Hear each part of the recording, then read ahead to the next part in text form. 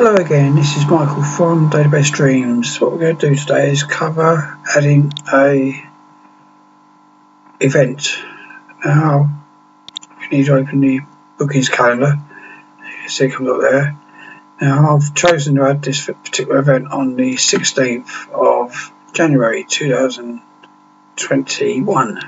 So I'll right click that. As you can see, if I click here it says view event or add event. If I click here, it just says view diary or add event, because there's no actual events to view. So what we're going to do is we're going to add a new event. Right, click that. Right, now what you can see here is you've got a customer venue. There's two little buttons. One is the search button, which will bring up the search, so you can actually find a contact on your system already and use that one if you can't find it in the list, or search for the address of the contact, i.e. venue. If you need to find a venue, you can use your Google search, Google Maps for that. So let's start by adding a new event. Alright, so we want can we go add a wedding, just for the sake of it. This is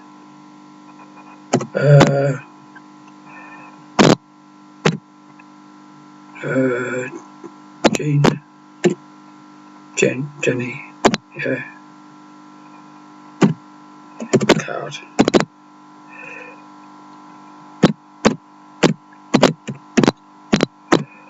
Alright, now if I had, as it says, it's not in, the item's not in the list, so we just click yes because we want to add it, and you can see it comes up with the enter new client list or customer list. Now we're adding a new customer, so there, and the address is 115 Never Ending Street, and town is Margate, Kent. This person and this address doesn't actually exist, so it's this site I've come up with. CT 77 4 SW. If you're not in the UK, then you can add your STIP number or whatever it is, and it'll do it. But I'll show you something about the UK one in a minute. SW. Right.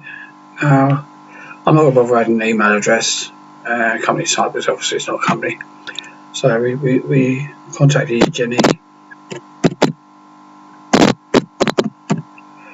and phone type, we're just going to put a home phone, right, and just put 1 2 3 4 5, just any old numbers. No, it's not a fun, as she's just a customer. There's no function room, so what we do is we just press close. Alright, as you can see, it automatically updates the customer field. If I wanted to, I could click this button here in the centre with the arrows going across, and it will move them all across. Right, but we don't want to do that because we want to add a new venue. So what we're going to do is the Barbie Barn. Right, and push enter. Yes, we want to add it. Now we need a type of venue. Alright, customer venue. But the venue can be a customer as well, remember, because a venue might employ you to do something as well as be a customer, so it could be both. And we're going to do 65 Lucid Lane. Right, and category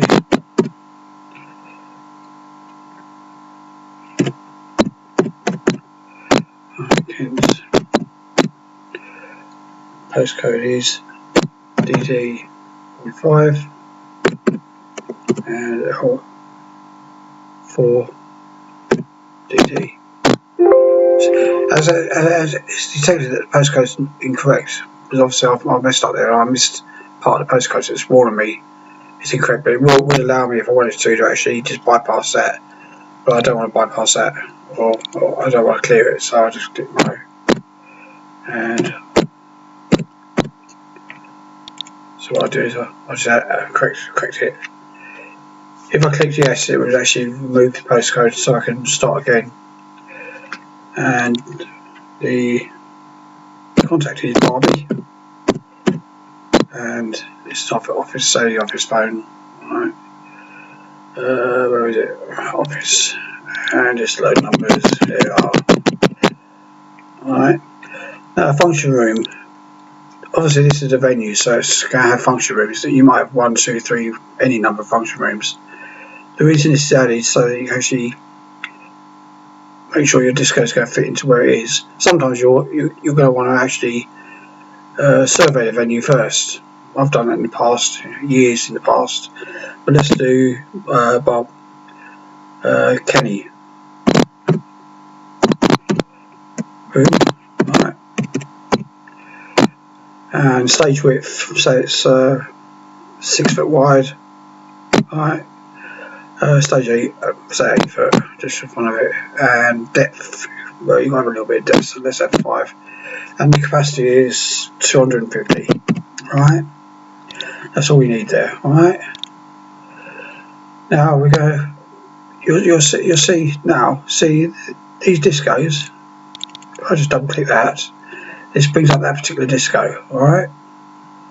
Or the discos. These are actual ones your setups. So you can have any number of setups and add the equipment. I'll cover them later. Alright. So let's just add, say, we'll have a small one, right? And you can see where it's coming there. It's got height, width, depth. Height is 5 foot for the small one, width is 6 foot, and depth is 4 foot. So the height is 8 foot.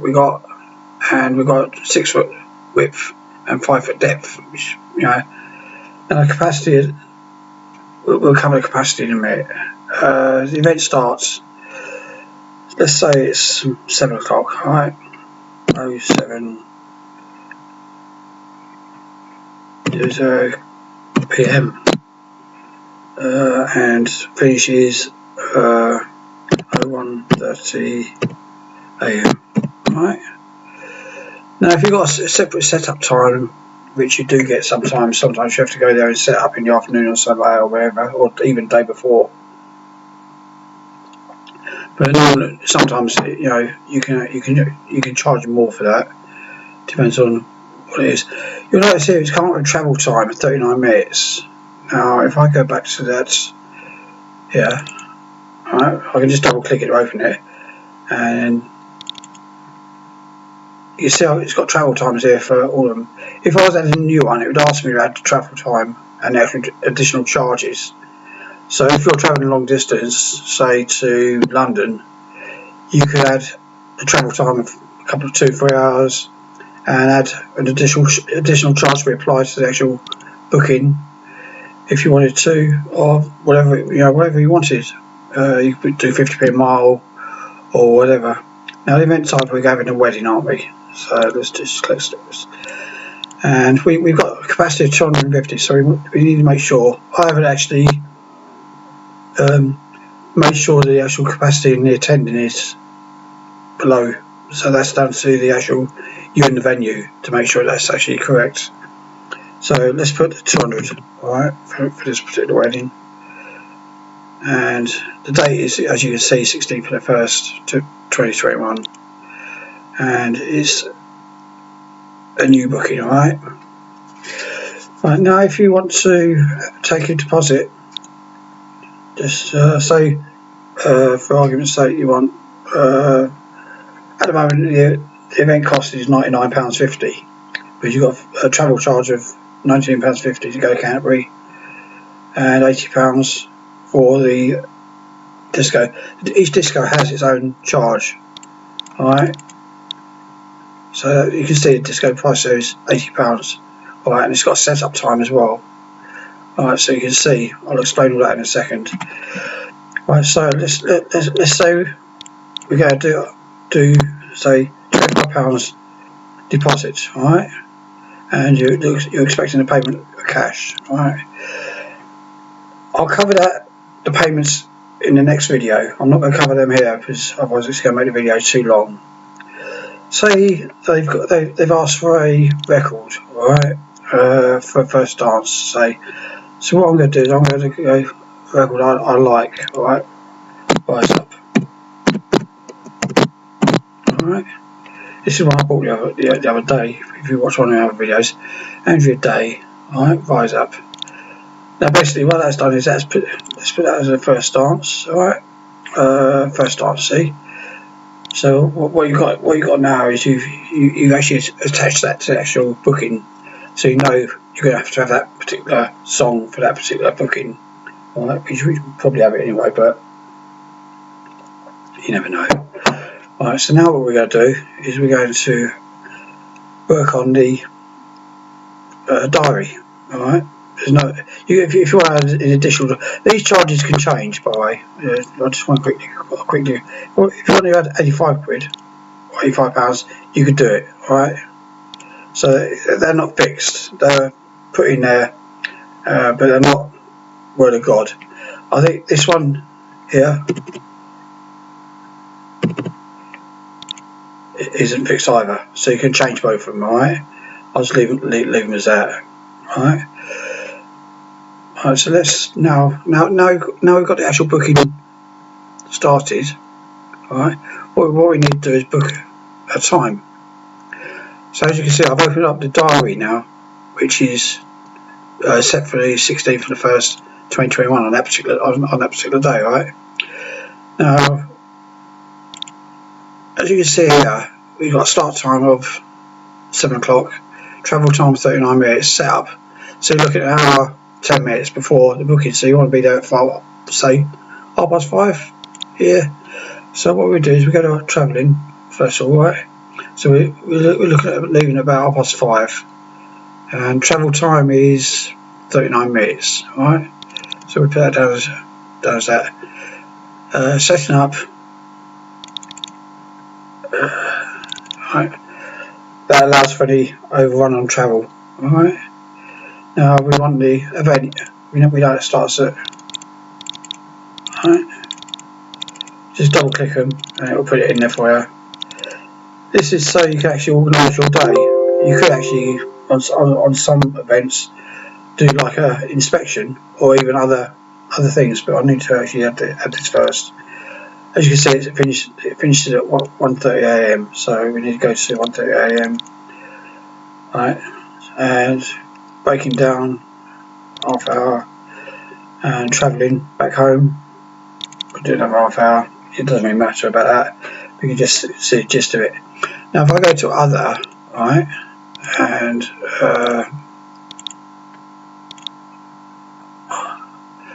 alright, so let's just do, we can do is record shop, alright, and we just put buying records.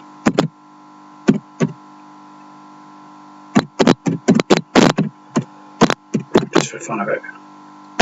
Alright, so if we want to go buy some records before the event, alright, that's all we got to do. Alright, and close it, and any event notes.